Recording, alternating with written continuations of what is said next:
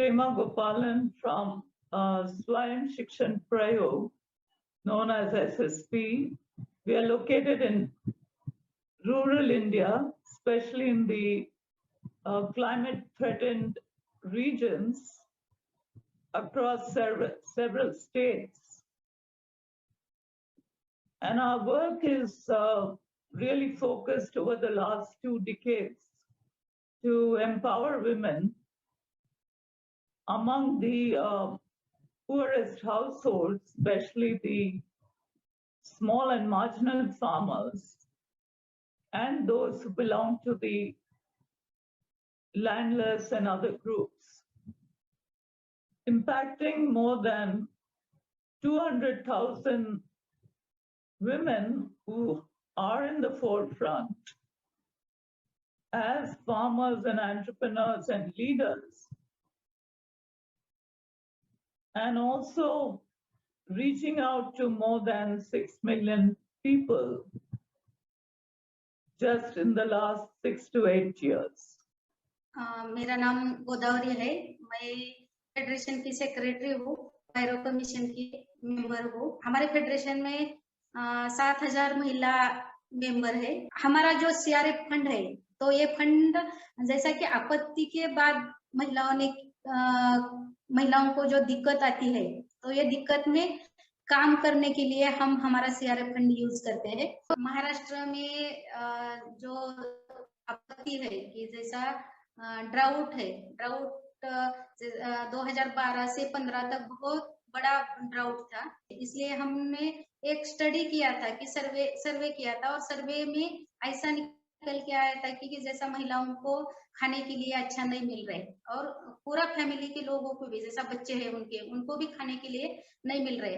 तो महिलाओं ने क्या किया है कि हम उनका ट्रेनिंग भी दिया है कि कितने कम पानी कम टाइम में वो सब्जी लेके, ये तो उनका पूरा फैमिली में भी वो सब्जी जब खाते हैं तो उनका न्यूट्रिशन भी बहुत अच्छे से होता है। उसके साथ हमने जो न्यूट्रिशन का जो 1 एकड़ मॉडल भी किया था, उसमें कि कम से कम 25 टाइप के सब्जियां उन महिलाओं ने लिया था। तो ये लेने के लिए 2 उसमें फायदे हो गए कि एक तो उनके घर में खाने के लिए तो मिला, और उनका पैसा भी बचत हो गई उस टाइम में। अच्छा न्यूट्रिशन का जो भी ऑर्गेनिक सब्जी महिलाओं ने लेके हेल्थ भी बीमार भी नहीं पड़े। महिलाओं ने उनके गांव में भी बेच दिया, तो बेचने के बाद महिलाओं के हाथ में पैसा भी आया। तो सब महिलाओं ने उनके घर के सामने किचन गार्डन लगाया, तो उसका क्या हो गया कि तुरंत उनके खाने के लिए पैसा मिला, सब्जी मिला।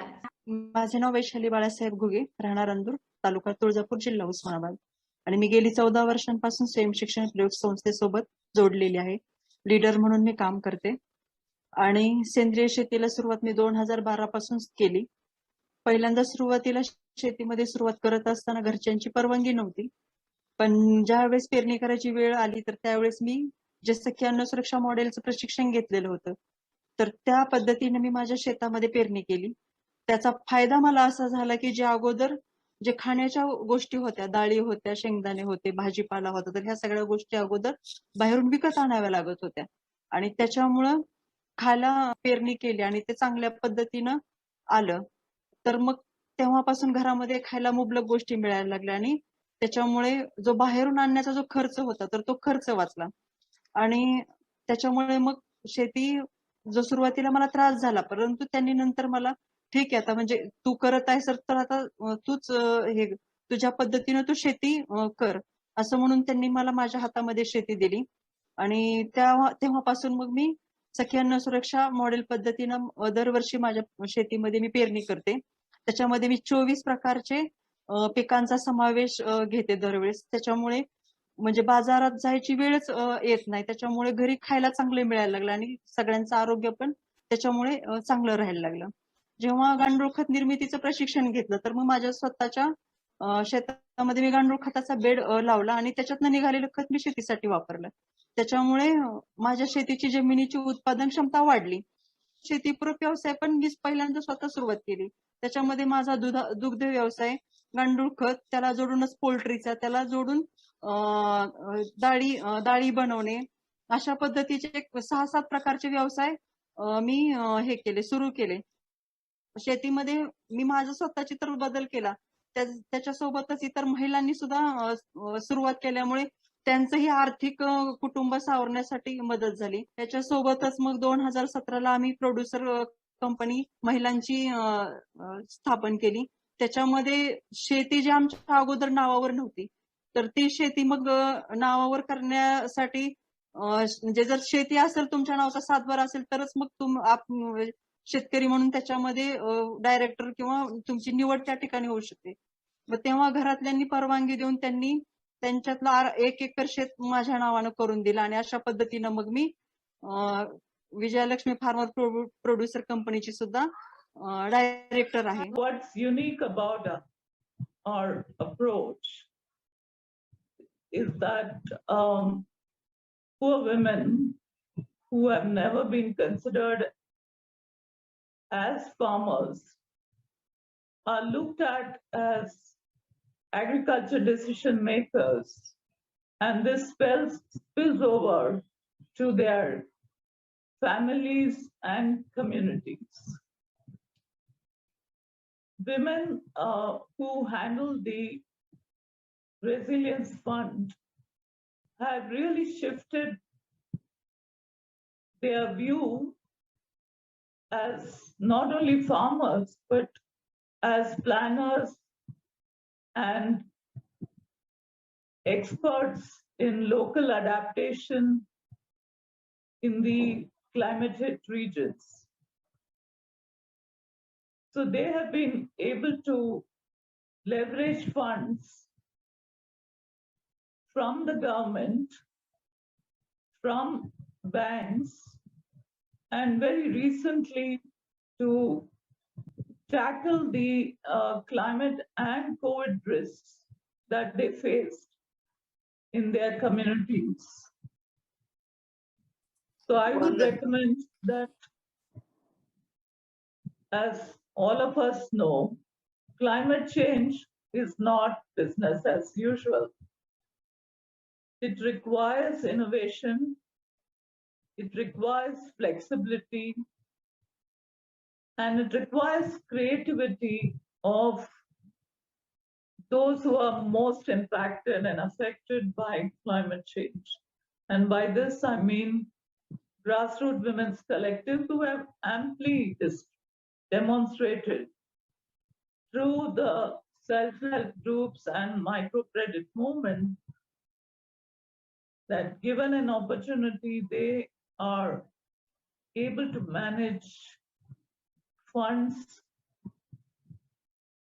and come up with climate smart innovations, whether it's in agriculture, health, livelihoods, which have become key sectors that we need to invest for a resilient future. Thanks.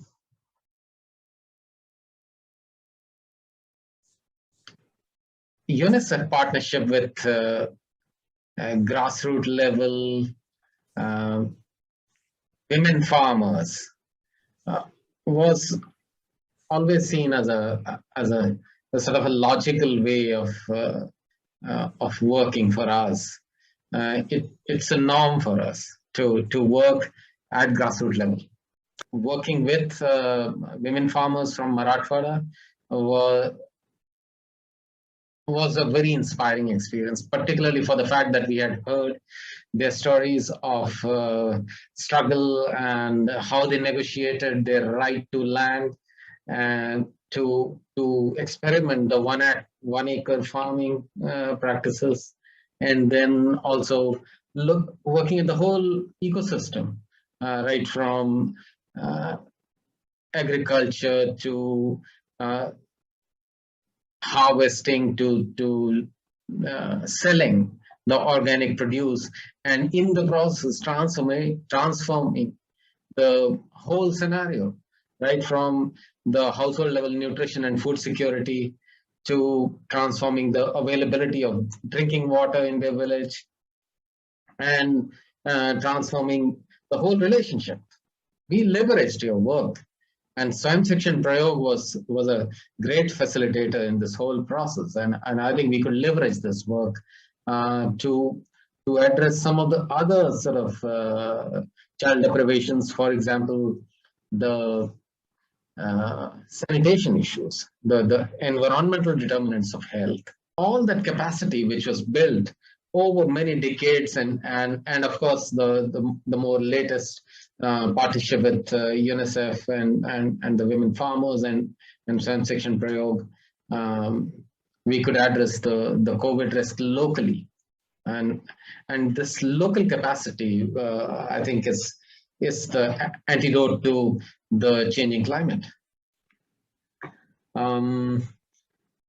How women have driven the adaptation agenda within this drought-prone region of Marathwada, and these are not few women, but these are 50,000-60,000 women farmers who have experimented with organic farming, and we see these women farmers and their leadership as a resource. See, the whole innovation on 1 acre model of agriculture, wherein women could negotiate right to land and right to decide on what they want to plant on that one acre, and their decision to plant multiple crops within 1 acre to address the household food security. I think that's an innovative way of looking at the whole sustainability angle of our food security, water security, and nutritional security, and livelihood security in the end. I think we need to that we advance our work should be backed by data. So building your evidence requires investment, and year on year data being collected on a particular research question, and we know the work has been not only diffused extensively within Marathwada, but also in other states of India. So we are very hopeful that such localized action. The majority of policies are decided by people like me and you who live in urban areas, and people living in rural areas are the recipients, and our women farmers are entrepreneurs. They've grown to the status of being entrepreneurs, and I think that's where I think a few things have moved. I won't say that, but the needle has to move, really, a lot.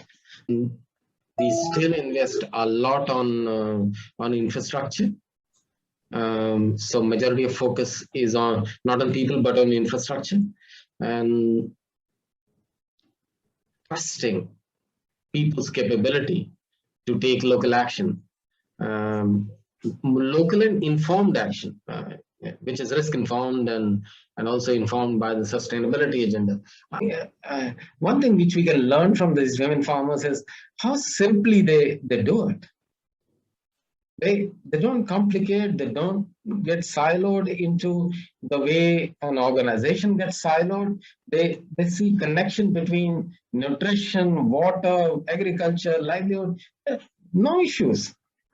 Sometimes unexpected doesn't mean that you just ignore, but unexpected results mean accepting the results and then building upon that, projecting them, communicating them. I think that's what we have learned from here. And I think women leadership should not only be about voicing the issues, but it should be about occupying the space, right?